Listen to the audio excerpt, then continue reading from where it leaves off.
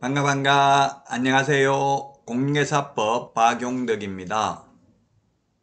공기파 17회 14번 문제부터 보겠습니다. 옳은 것입니다. 1번 개업공개사는 다른 개업공개사의 소속공개사 또는 중개보조원 또는 개업공개사인 법인의 사원 임원이 될 수 있다 했는데 이중소속 될 수 없죠. 이중소속은 안됩니다. 틀렸고요. 2번은 부동산 거래 신고를 할 때 신고서와 함께 계약서 원본 제출해야 된다. 계약서 원본 제출할 필요 없습니다. 신고서만 제출하면 됩니다. 그 다음에 3번 모든 개업공개사는 이게 X죠.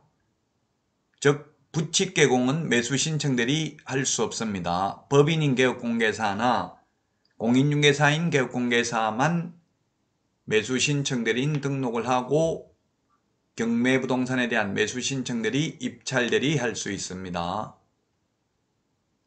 물론 한국자산관리공사 공매 입찰 대리만 하려면 매수 신청 대리인 등록할 필요 없고 경매부동산에 대한 권리분석이나 취득 알선만 하는 경우에도 매수 신청 대리인 등록할 필요 없습니다. 4번 법인인 개업공개사도 다른 개업공개사와 중개사무소를 공동으로 사용할 수 있다. 예, 이게 맞네요. 공동사용은 가능합니다. 단 업무정지기간 중에는 공동으로 사용할 수 없죠. 그 다음에 5번 개업공개사는 이동이 용이한 임시중개시설물을 일시적으로 설치할 수 있다. 일시적으로도 안됩니다. 뜻다방 임시중개시설물은 절대로 안됩니다. 따라서 정답이 4번이 되겠고요. 다음은 15번 문제입니다. 역시 옳은 것입니다. 옳은 것.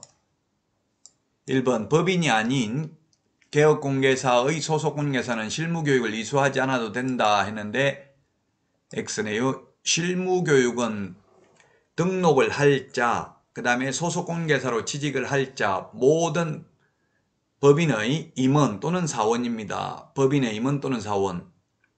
물론 특수법인은 제외되죠. 특수법인을 뺀 우리 공인중개사법상 법인의 모든 임원 사원, 즉 자격증 없는 임원도 실무교육 받아야 됩니다. 이때 사원이라고 하면 한 명 합자 회사의 무한책임사원을 말하죠. 그 다음에 2번 소속공개사는 부동산 거래 신고 업무를 대리할 수 없다 했는데 대리할 수 있습니다. 보조원은 대리할 수 없습니다. 신고서 제출을 대행할 수 있습니다. 자, 그 다음에 3번 보조원은 소속공개사가 될 수 없지만 소속공개사는 개업공개사가 될 수 있다 했는데 안됩니다. 소속공개사가 개업을 하려면 그만두고 개업을 해야지 그만두지 않고 등록을 하면 이중소속이 됩니다. 상도위에 어긋나는 거죠. 그 다음에 4번 개업공개사의 가실로 중개의뢰인에게 재산상 손해를 입힌 경우 양벌규정에 의해서 소속공개사도 공동책임이 있다 했는데 사장이 잘못해서 손해를 입힌 경우 사장만 책임이 있고요. 직원 잘못으로 의뢰인에게 손해를 입힌 경우 직원하고 사장이 공동으로 책임을 져야 됩니다. 따라서 틀렸고요. 5번이 정답이네요. 고용관계 종료신고는 사후 10일 이내입니다. 고용신고는 업무개시 전입니다. 고용관계 종료신고는 사후 10일 이내입니다. 5번이 정답이 되겠습니다.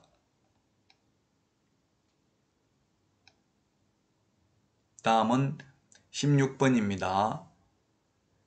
자, 협회에 관련된 내용인데요. 협회와 관련된 내용입니다.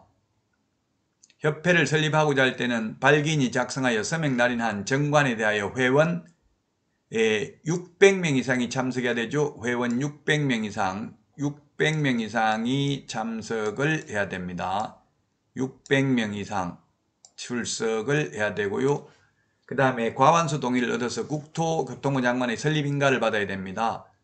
서울특별시에서는 100명 이상, 광역시 및도에서는 20명 이상이죠. 네, 그래서 정답은 4번이 정답입니다. 발기인은 300명 이상입니다. 발기인은 300명 이상. 창립총회 참석인은 600명. 그 600명은 전국에 골고루 분포되어야 됩니다. 서울에서 100명 이상, 광역시 밀도에서 20명 이상.